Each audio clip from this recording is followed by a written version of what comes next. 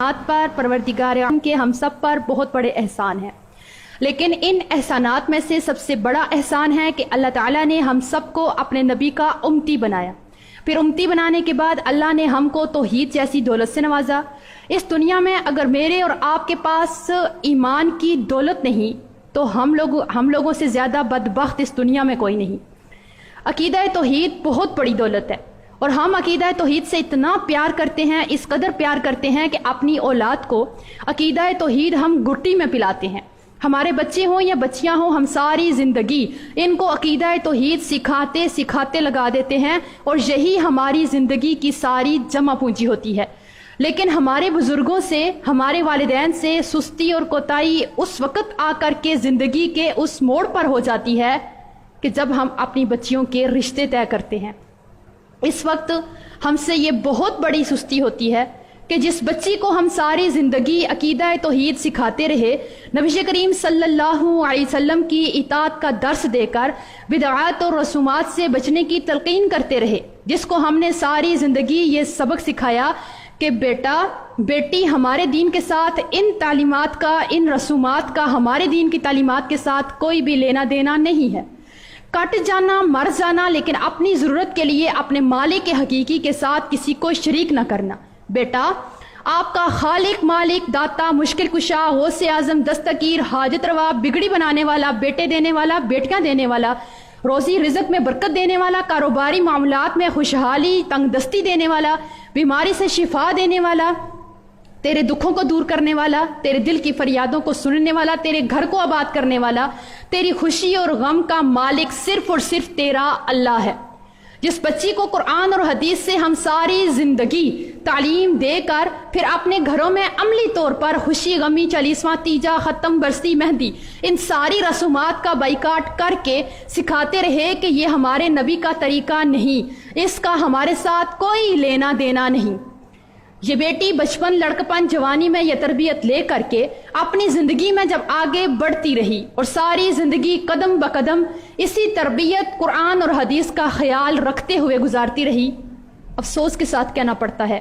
کہ جب ہم اسی تربیت میں بڑی ہوئی لڑکی کا رشتہ طے کرتے ہیں تو جہاں پر ہم سب کچھ لڑکے والوں میں دیکھتے ہیں، وہاں ہم لڑکے والوں کے مسلک اور عقیدے کو نظر انداز کر دیتے ہیں، وہ کتنا ہی بڑا مشرک کیوں نہ ہو۔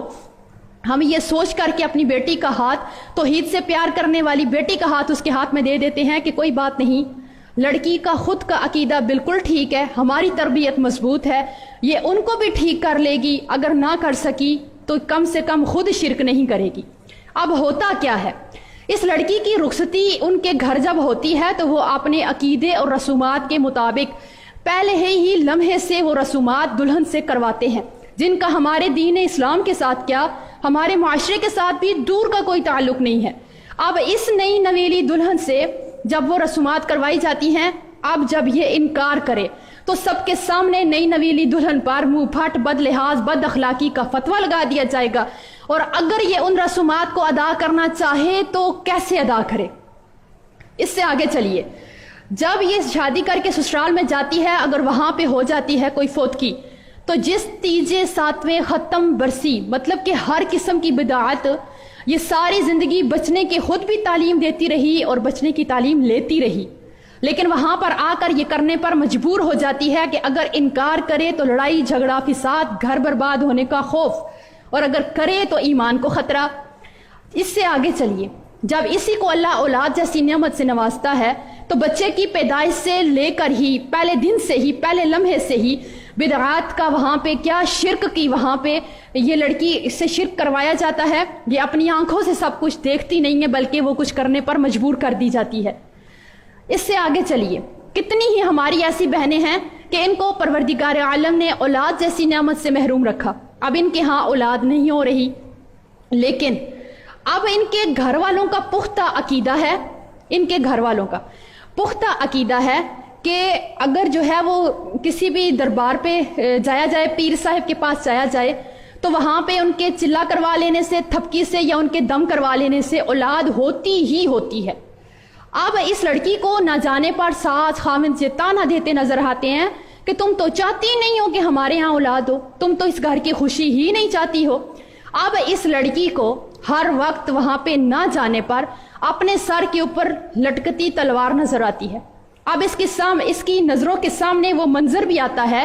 کہ جب اس کے باپ نے قرض لے کر، نہ ختم ہونے والا قرض لے کر، اس کو جہیز کے ساتھ اس گھر میں شادی کر کے دیا، اور اس کے ساتھ اس کو وہ منظر بھی آتا ہے نظر کہ جب یہ طلاق جیسا دھبا اپنے ماتھے پہ لے کر ان دنیا والوں کو کیا منہ دکھائے گی، اس معاشرے میں کیسے ثابت کرے گی کہ وہ بے قصور تھی، اس کا کوئی قصور نہیں تھا، اور دنیا والے اس کو طلاق یافتہ ہونے کی وجہ سے تان و تشنیع کریں گے۔ جب یہ منظر اس کے سامنے آتے ہیں، وہ لڑکی نہ چاہتے ہوئے اپنے ضمیر کو مار کر کے بھی ان کے ساتھ معصوم شرک کرنے چلی جاتی ہے۔ اب آپ اس سے اندازہ کیجئے، یقین کیجئے کہ کتنی ہی لڑکیاں ہیں جو یہاں پر روتے ہوئے کال کر کے پوچھتی ہیں کہ ٹیچر ہم لوگ شرک کرنا نہیں چاہتے، ہمارے ہاں اولاد نہیں ہے، لیکن یہ خاوند اور یہ سسرال والے ہمیں مجبور کرتے ہیں، اگر ہم شرک کرنے جاتے ہیں تو ایمان خطرے میں، اور اگر نہیں جاتے تو ہمارے سر کے اوپر ہر وقت طلاق کی تلوار منڈلاتی رہتی ہے۔ اب آپ بتائیے کہ ہم اپنا گھر بچائیں یا اپنا ایمان بچائیں؟ اس کے آگے اس سے آگے دیکھیے، ہماری اپنی ایک دوست ہے، مسلک اس کا اہل الحدیث،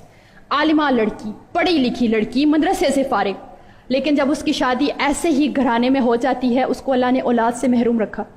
وہ لڑکی اپنا گھر بچانے کے لیے کوئی جگہ، کوئی تعویذ، کوئی دھاگا، کوئی مزار، کوئی پیر، کسی قسم کا کوئی عمل، کوئی چلا، کچھ نہیں چھوڑتی، سب کچھ کر کے اپنا گھر بچانے کے لیے سسرال کے کہنے پہ آخر میں جا کے ایک دفعہ وہ ایک پیر صاحب کے سامنے جا کے سجدہ تک کر آتی ہے، سجدہ بھی کر لیا اس نے اپنے گھر کو بچانے کے لیے، لیکن ہوا کیا؟ اللہ نے تو پھر بھی اولاد نہ دی، اس لڑکی کو طلاق ہو گئی۔ اب آپ خود سوچئے، اس لڑکی کو، پڑھی لکھی لڑکی کو اس سجدہ کروانے تک مجبور کرنے میں کس کا ہاتھ ہے؟ کس نے اس کو مجبور کیا کہ وہ ایمان کی دولت سے بھی ہاتھ دھو بیٹھی، اپنا گھر بھی اجاڑ بیٹھی؟ لیکن اس کو مجبور کس نے کیا؟ یہ حالات پیدا کرتا کون ہے؟ تو اس لیے آپ اسی سے اندازہ لگائیں کہ اگر آج ہماری یہ سوچ ہے کہ ہماری بچی کسی بھی صورت شرک نہیں کرے گی تو کوئی مسئلہ نہیں ہے، ہم وہاں پہ شادی کر دیتے ہیں، تو ہماری یہ سوچ ٹھیک نہیں ہے۔ سسرال میں لڑکیاں وہ نہیں کر سکتی جو وہ چاہتی ہیں یا سوچتی ہیں، ان کو وہ کرنا پڑتا ہے جو سسرال والے چاہتے ہیں یا کرواتے ہیں۔ تو آج ہمیں اس بات پر غور کرنے کی بہت ضرورت ہے کہ ہم ان بچیوں کو شرک کی ایسی دلدل میں نہ دھکیلیں، اپنے ہاتھوں سے نہ دھکیلیں کہ جہاں سے ان کے پاس واپسی کا سوائے موت اور طلاق کے کوئی راستہ نہیں ہوتا۔ تو رحم کیجئے ان معصوم جانوں کے اوپر کہ رشتہ طے کرتے وقت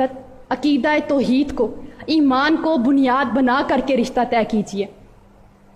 اپنے ہی من میں ڈوب کے پا جا سراغ زندگی،